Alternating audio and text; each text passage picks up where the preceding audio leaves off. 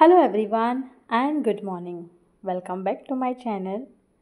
आजचो हो सुंदरसो दृश्य पळोवपाक मेळटा सकाळी सकाळी. एक्चुअली ही सकाळ जाल्ली आसा आनी एक वाटेन फूल काळें मळब आसलें आनी एक वाटेन सारकेंच वत. खूब दिसांनी तुळशीक अगरबत्ती लायता आसतना पळयलें हांवें बारीक बारीक सॅम्पलिंग हें मातयेंतल्यान भायर येयली. आतां हांवूच कन्फ्यूज आसा की ती पपयची ओ जांबळेनीचे बियोचे. हें वाट्टकूच मागीर आमकां कळटलें एक्चुअल कितें तें. इतली झाडांची नॉलेज ना सो हांवूय आतां तुमकां सांगूंक शकना. सकयल येतकूच पयलें खुबशीं फुलां फुल्लेलीं आसलीं जासवंदीची. आनी न्हू हेका बारीक बारीक कळे देखून येयल्ले. बट आयज साजीक कितें जालें, मंकीज येयले आनी माकडांनी सगळे कळे ते काडून काडून खाल्ले. हे कालचे कळे जे आयज फुल्ले. हांवें सांगलेलें तुमकां हांव दाखयतलें म्हणून. ही फुलां आयज बरी फुल्लीं आनी म्हाका देवाकूय मांडूंक मेळ्ळी. हांगा एक सॉलीड जोक जातालो. जेन्ना हांव हारशे फुड्यान बसलें मागीर पळयतालें की बटरफ्लाय येतालो आनी जेन्ना हांव टर्न जावन पळयतालें तेन्ना तो नाच जातालो. अशें 2-3 फावटी जालें. आयज न्हू खूब दिसांनी इयरिंग्स कानांतलीं चेंज करपाचो प्लॅन जालो. सद्दां चिंत्तालें हांव मातशें चेंज करया म्हणून बट टायम मेळनासलो. सो आयज मातशें निवांत बसोन इयरिंग चेंज करून घेतली. आनी हे बरे टॉपिंग्स आसा म्हाज्या फुड्यान गोल्डाचेच ते घातले आनी वीड जी आसली ती दवरली. आय नो फ्रेंड्स की तुमी सगळीं जाणां बिजी आसतलीं चवथी सण येता म्हणून. आतां सगळ्यांच्या घरांनी नेवऱ्यो आसतल्यो. आयज म्हाज्या फुड्यान तर मागीर तुमगेर आमगेर करून सगळ्यांगेर मेळोन मेळोन नेवऱ्यो करता. ते एक दीस तितलो जो टायम आसता न्हू तो खूब म्हणल्यार खूब बरो आसता. म्हणल्यार वर्सान एक फावटी येता ते सण आनी जेन्ना आमी मेळोन हें सगळें करता तेन्ना इतली एन्जॉयमेंट जाता आनी इतलें बरें दिसता. कोण आतां नेवऱ्यो करतल्यो, कोण आनी खंय कितें कितें लायक शंकरपाळे करतले, चकले करतले, आपणाक जाय ते डिशीज करून दवरतले. एकमेकाकूय चवथी सणाक शॅर करता म्हटल्यार मायेरची भेट येता. आमीय दिता आमच्या आवय बापायक बीन. गांवांनी आतां पेंटींग चालू आसतलें कित्याक सिटी एरियान चड करून दिवाळे टायमार आमी पेंट बीन करता बट गांवान पेंटींग चालू आसतली. देन झाड फूस, आयदनां धूव, कपडे धूव, खूब कितें. म्हणल्यार ती कामां न्हू काबारूच जावपाना.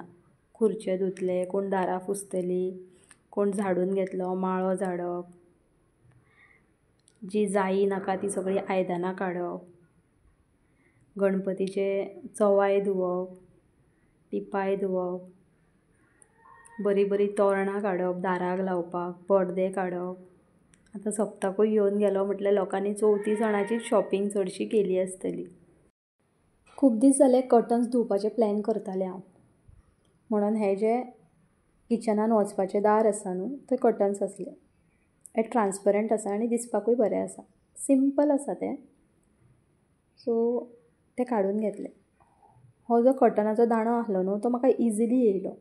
बट भितन 2 बेडरुमान आनी आसले कर्टन्स, विंडो कर्टन्स, ते हांव काडून काडून पळयतालें ते येत नासले. म्हणून कर्टन सायडीनूच दवरलें आनी म्हटलें मागीर वॉश करून घेवपाचें. जायते कपडे आसले 2 दिसाचे बिकॉज पावसाक लागून न्हू तेन्नाचे तेन्ना काडून बरे घडयो करून बीन दवरपाक मेळना. सो 2 दिसाचे जितले बीन कपडे आसले ते मातशे वतान बरे सुकतकूच फूल बरे फोल्ड केले आनी कबडान दवरले.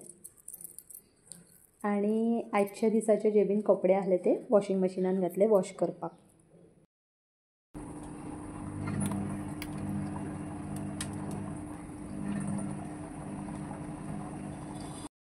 जेवणाचें तेल काबार जाल्लें आनी तेल पॅकेट ऑलरेडी हाडून दवरलेलें बट बाटलेनी ओतूंक ना हांवें तें सेपरेटूच दवरलें.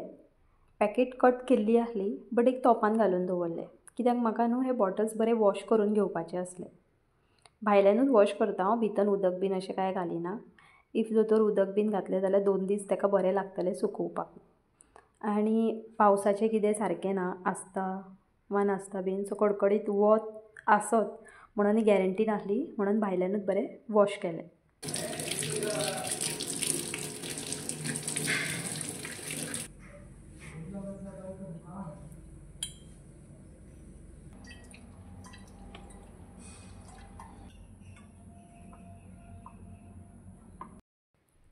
काचेची बॉटल आसली म्हणून एक फाटी वॉश करतकूच बरें चकचकीत दिसलें तें. ग्लासचें कितेंय आमी घेतकूच होच फायदो आसता, म्हटल्यार एक फाटी बऱ्या भशेन वॉश केलो म्हटल्यार नवीन दिसता. आनी प्लास्टीक जें बीन आमी यूज करता ताका मातशे स्क्रॅचीस पडटा. बट जे बीन ग्लासाचे आमी यूज करता तांकां फक्त आमी सांबाळून वापरूंक जाय म्हणून चड करून आमी घेवपाक सोदिना. आईन न्हू म्हाज्या भयण येयल्ली म्हाजी, ताज्या फुड्यान कोमच्यो दिल्ल्यो. कोमच्यो म्हटल्यार बारीक बॅम्बू स्टीक टायप आसता तें, कोणे म्हणटा ताका. सो तेजी अशें हिरवे मिरसांगेचो पिठो बीन घालून बरी भाजी करता आनी खूब बरी लागता. ताका उकडोवन बीन पिळोवन आईन दिल्लें आनी फक्त सिंपलशी भाजी केल्ली. सो फ्रेंड्स, आयच्या दिसा खातीर इतलेंच. फाल्यां परतून मेळया एका न्यू व्लॉगान.